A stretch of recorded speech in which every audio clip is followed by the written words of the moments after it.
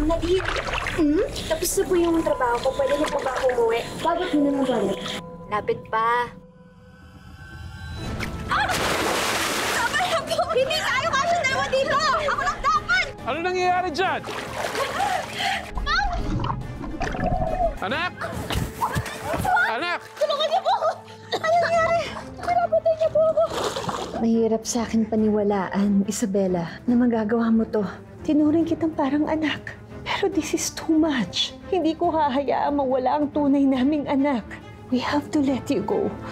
Apo, tama. Ano naman tong dramang to? Tumahang ka na nga.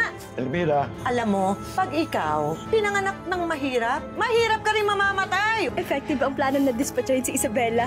Sapat na sa akin na makita kang masaya, anak. Kaya ko lang naman kayo pinagpalit ni Isabela para maranasan mo ang buhay na pangarap ko. Hiro, magkano ang kailangan mo para manahimik ka? Walang preso yung katotohanan, Nadine.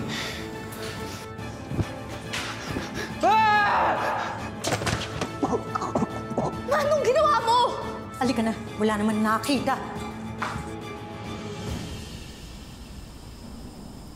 Nay! Nay!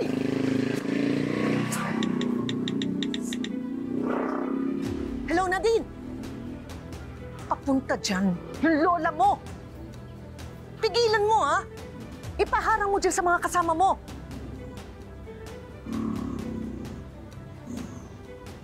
Ito ho, Nay.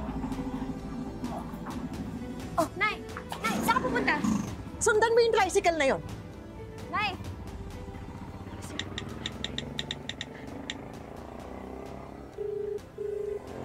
Hello?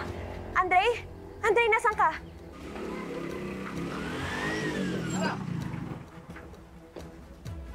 Sino pang hinahanap? Raya! Si Raya! Raya! Ano ba? Hindi mo kayo maaaring pumasok. Bakit hindi maaari? Ikaw ba may ari? Raya! Lumabas kayo dyan! May dapat kayo malaman! Sino po kayo? Sino ka ba? Anong pakay? Kailangan ko makausap ang mag-asawa. Si Rhea at si Crisanto. Palabasin niyo nga. Wala din si Mami at si Daddy. Wala si Mami at si Daddy. Asan? Palabasin mo sila.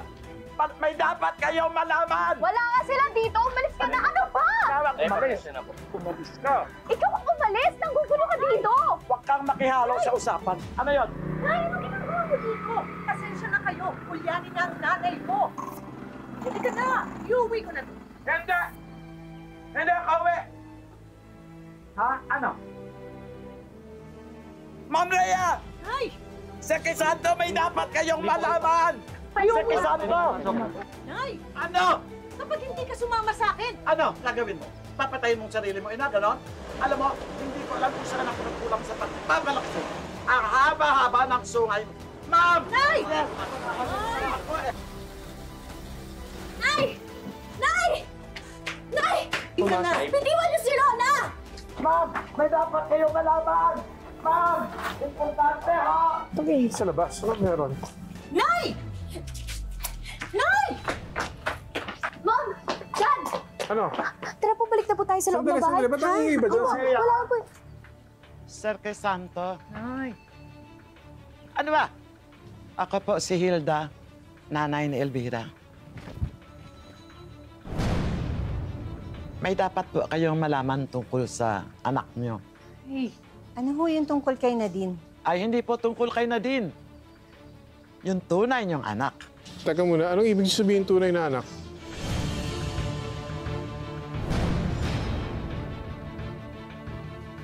Nay! Hindi si Nadine ang tunay niyong anak, kundi si Isabela.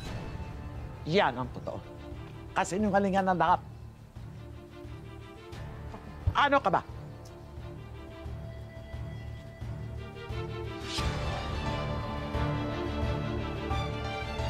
Nang gabing nanganak kayo ni Elvira. Sige pa, iri pa.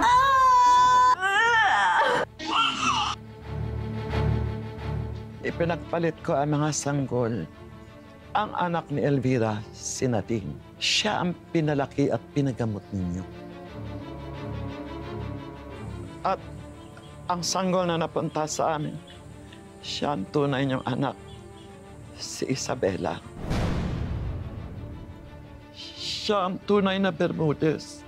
Ma'am Rhea. Sir Crisanto. Siya po.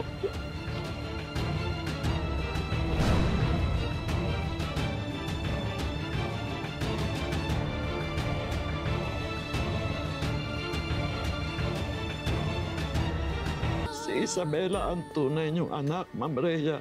Sir Crisanto, patawarin niyo po ako. Hindi yan totoo! Sabihin mo sa kanila! Talagang na nagbabaliw na yung nanay mo! Totoo ang sinasabi ko. Anong ginagawa niyo? Ginugulo niyo lang yung pamilya nila eh. Walang dahilan para magsinungaling ako sa iyo. Dahil sa galit ni Elvira sa iyo, Crisanto, at ipinagpalit mo siya kay Ma'am Rhea. Lalo na nung malaman niyang may sakit sa puso ang pinagbubuntis niya. Pumayag ako sa kagustuhan ni Elvira na pagpalitin ng mga sanggol. Totoo ba lahat to, Elvira? Dad, don't tell me na naniniwala ka sa kwentong gawa-gawa niya! Gantihan niyo ako. Pakulong niyo ako. Wala akong pakialam kahit patayin niyo pa ako ngayon eh. Gusto ko lang malinis ang konsensya ko. Maawa kayo. Yun lang. Yun lang. Isa lang ang paraan para malaman natin yung sinasabi ni Manang Hilda. Ma'am, pati ikaw? Importante ang malaman natin ng totoo. Kung nagsisinungaling siya, we just go back to our normal lives. Kung nagsasabi siya ng totoo. Isabela, willing ka ba magpa-DNA test?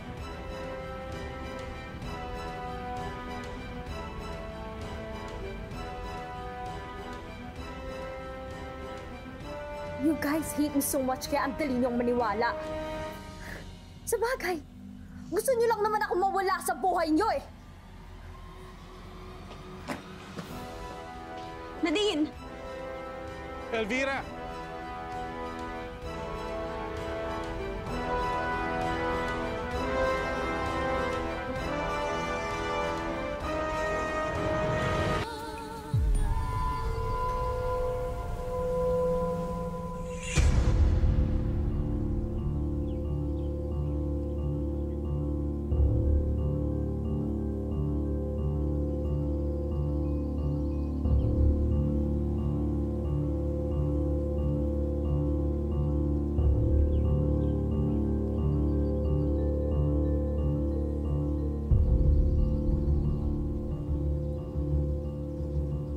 Anong ginawa mo?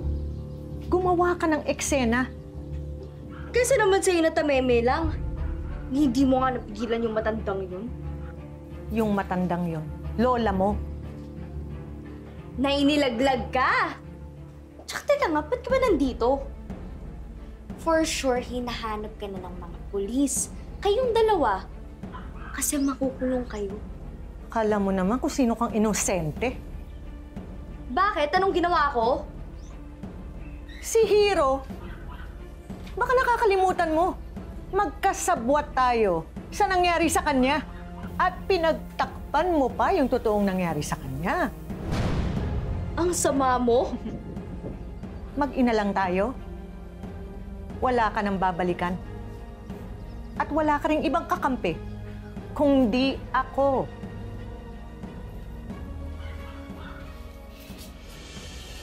Ano nang gagawin natin?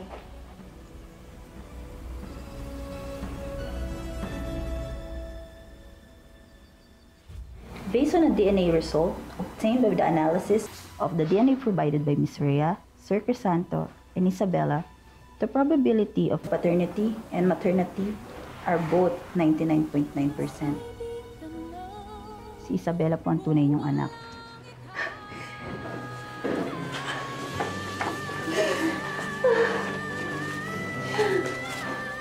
Una na po ako. Una po. Una na po ako. Hero, kumusta ka na? Ayos lang ako, Isabela. Salamat. Ma'am, sir, hindi na ho sana handong sa ganito kung nasabi ko agad yung nalaman ko tungkol kina Elvira at Nadine. Kaso sinaktan po ako ni Elvira eh. Huwag mo sisihin yung sarili mo, Hiro. Walang lihim na hindi nabubunyag. Pero kung matagal nang nag-uusap si Elvira at Nadine, ibig sabihin matagal nang alam ni Nadine ang totoo. Kaya rin ho siguro pilit niyang nilalayo yung loob niyo kay Isabela. Biktima lang din si Nadine dito sa kasamaan ni Elvira. Kung ganun nga kasama ang ugali ni Elvira, natatakot ako para kay Nadine. Crisanto,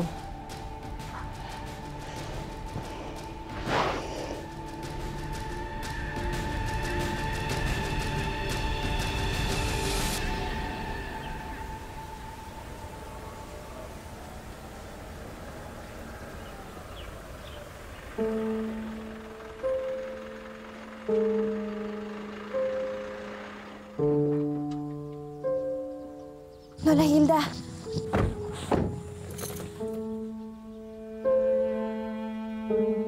Andito po ba kayo para ipakulong ako? Sasama ako sa inyo ng maayos sa presinto. Wala po kaming balak na sampahan kayo ng kaso. utang ho namin sa inyo, Nanay Hilda, ang katotohanan. Pero si Nadine, gusto ho namin sana makausap. Wala na si Elvira at si Nadine. Hindi ko rin alam kung saan sila nandun.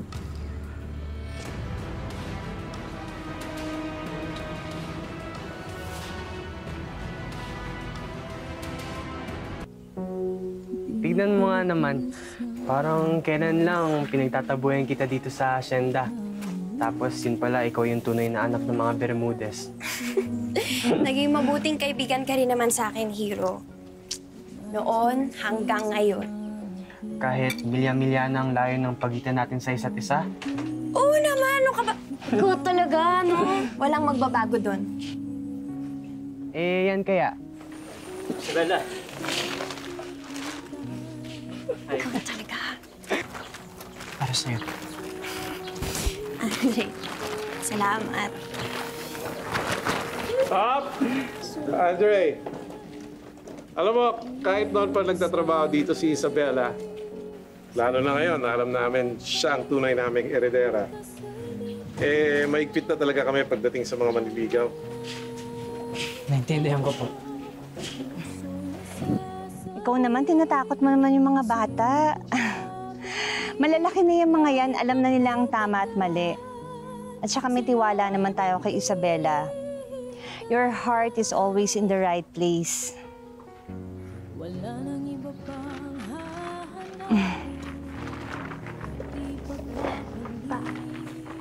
Oh, kain na tayo.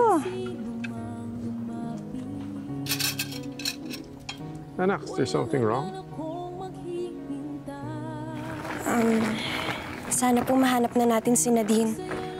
Wala na po kong ibang gugustuhin kundi maging kapatid niya. Dahil kayo pong mga magulang ko nagpalaki sa kanya. Namimiss ko rin naman si Nadine, anak. Don't worry.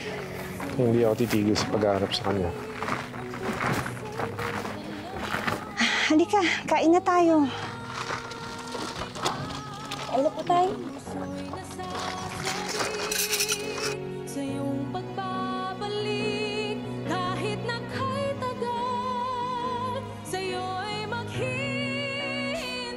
Sige. Salamat! Oh. Cheers!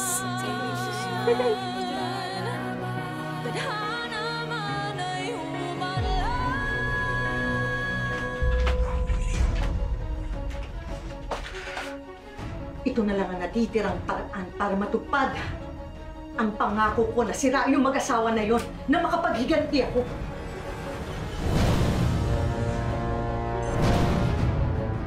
Hoy! Nakikinig ka ba? Maghihiganti na naman? Kailan ka ba matatapos dyan? Bakit? Sa tingin mo ba para sa akin yung ginagawa ko na to?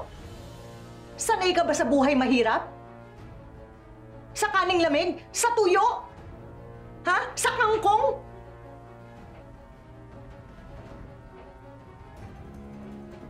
ito na ang huling barahan natin. Para hindi na talaga tayo maghirap kahit kailan.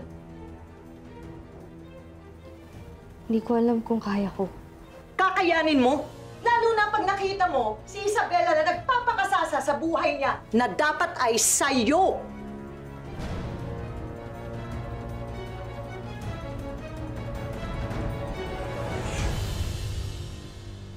Tandaan niya, I want everything to be perfect yung superman na pagpapakilala kay Isabela.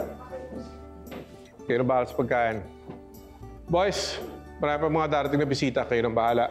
At kapag ready nang bumaba si Isabela at wala pa ako, pumunta ako lang kasi si Gov. Kayo nang umalalay sa kanya, okay? Apo. Siyempre, ikaw na yon. Sigurado ka ba, Hiro? Ikaw nang bahala kay Isabela. Alagaan mo siya mabuti. Alalayan mo siya mabuti pababa ng hagdan. Salamat. Masaya ako para sa inyo ni Isabela.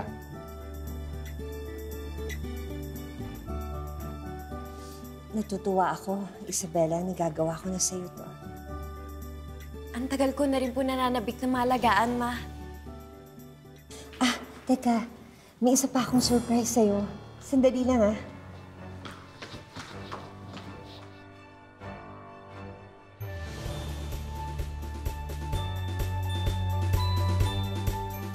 Sanay naman po ako sa mga simpleng bagay, Mama. Hindi mo na po kailangan surpresahin ng mga ganyan. Surprise! Ay, Elvira? Parang specialty na yata nito ni Elvira ang umeksena at manira tuwing may espesyal na okasyon, ano? Pero ano na naman kaya ang binabalak niya ngayon? Mga kaibigan, palakpakan po natin ang ating star of the night, Miss Isabela Bermudez.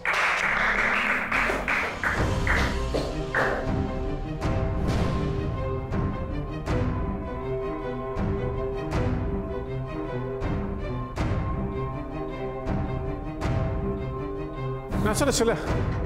Crisanto! Ano? Si Isabela wala sa kwarto niya. Nawawala siya. Ano?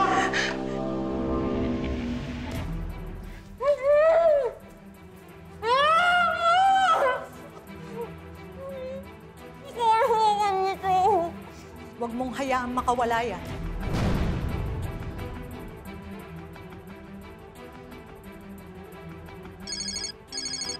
Hello? Nasa akin yung anak niyo. Hayop ka, Elvira. Ilabas mo nga anak ko. Huwag mo siya sasaktan. Hindi siya masasaktan. Sa isang kondisyon. Anong kondisyon yan? Maghanda kayo ng 100,000,000 piso. Sasabihin ko mamaya kung saan niyo papadala ang pera. Pero wag na wag kayong tatawag ng mga pulis. Mawawala yung anak ninyo na kailan nyo lang nakilala. Anak natin, Crisanto.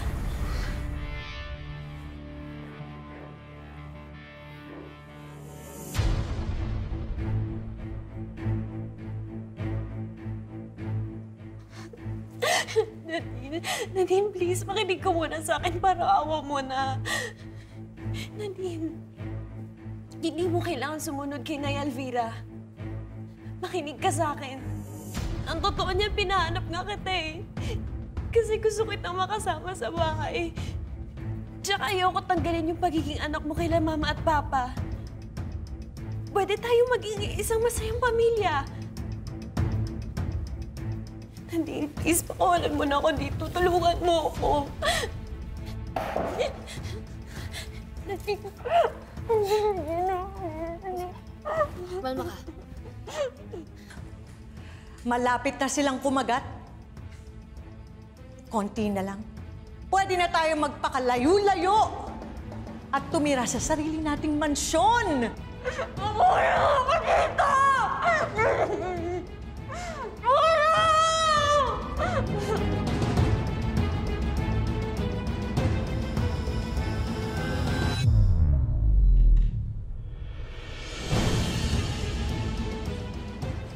Isabela, anak! Isabela! Hop!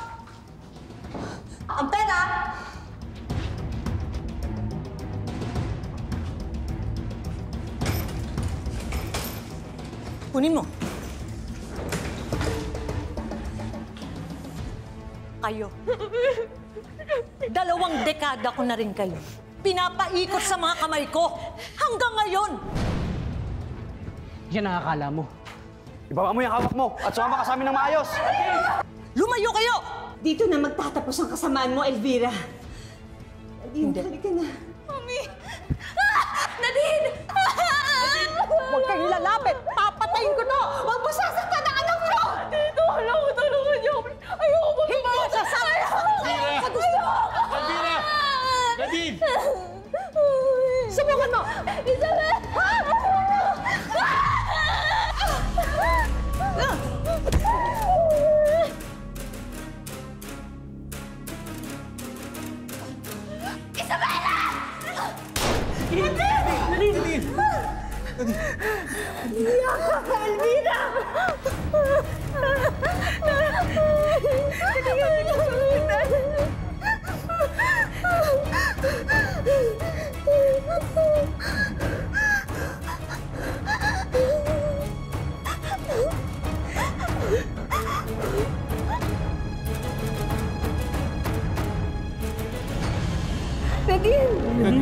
Nadine! Nadine! Nadine! Nadine! Nadine! Anak! Nadine! Nadine! Crisanto! Nadine! Nadine!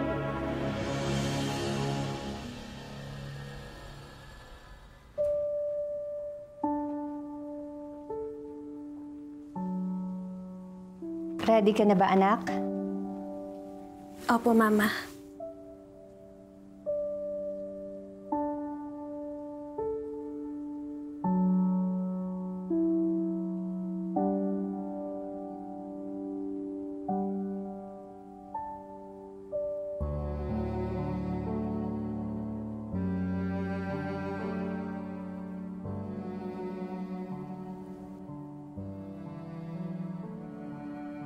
Happy birthday, Nadine. Happy birthday. Thank you po, Mom. Nadine, salamat sa pagligtas mo sa akin, ha? Ano ka ba, Isabela? Ako yung dapat magpasalamat. Kasi ikaw ang mas nagligtas sa buhay ko.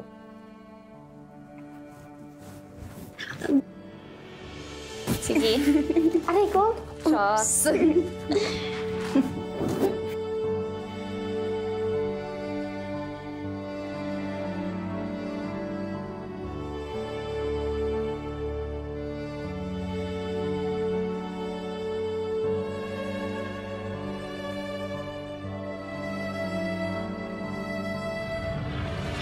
Sa bandang huli, nang nagkaroon ng pagpapatawad sa puso nila Isabela at Nadine, hindi man magkadugo ay nagkaroon ng pagkakataong muling mabuo ang kanilang pamilya. Ang buhay ay hindi lamang isang daan na iginuhit para sa atin. Ito ay isang daan na nagbibigay sa atin ng maraming pagkakataon na pumili at tahakin ang sarili nating tadhana. Magandang hapon, ako po si Marian Rivera at ito ang mas pinalakas na tadhana. Di ako matatahimik.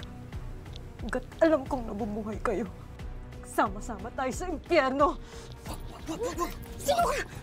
Wag! Hindi ka sa ganyan paraan makapaghiganti sa kanila. Ako ang tutulong sa'yo. Pagbayarin si Gabriel at Desiree sa kasalanan nila sa'yo.